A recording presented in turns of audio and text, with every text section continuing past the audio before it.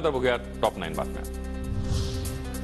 शरद पवारांनी राष्ट्रवादी पक्ष गमावला, राष्ट्रवादीची कमान आता अजित पवार यांच्याकडे। घड्याळ चिन्ह आणि राष्ट्रवादी पक्ष अजित पवारांचाच, निवडणूक आयोगाचा महत्त्वाचा निर्णय। ज्या बापाच्या नावे घर होतं त्याच बापाला घराबाहेर काढलं, सुप्रिया सुळेंची प्रतिक्रिया। निवडणूक आयोगाविरोधात सुप्रीम कोर्टात जाण्याची तयारी।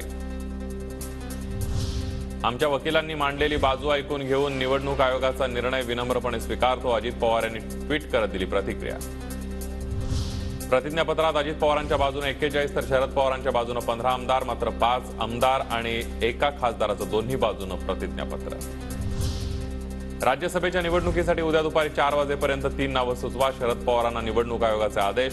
अन्यथा राज्यसभा निवडणुकीमध्ये अपक्ष मानलं जाईल, आयोगाकडून स्पष्ट। आमचा पक्ष आणि चिन्ह शरद पवार, जितेंद्र आव्हाडांची TV9 मराठीला प्रतिक्रिया।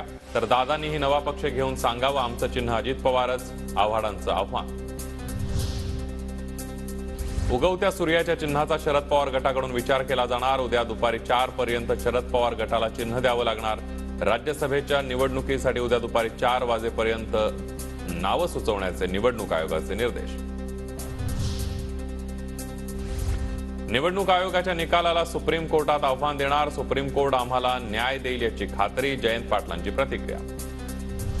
निवडणूक आयोगानं मेरिटवर निर्णय दिला, त्यांच्याकडे बहुमत, त्यांना चिन्ह आणि पक्ष दिला। अजित पवारांना आमच्याकडून शुभेच्छा। निवडणूक आयोगाने राष्ट्रवादीचा निकाल दिल्यानंतर मुख्यमंत्री शिंदेंची प्रतिक्रिया।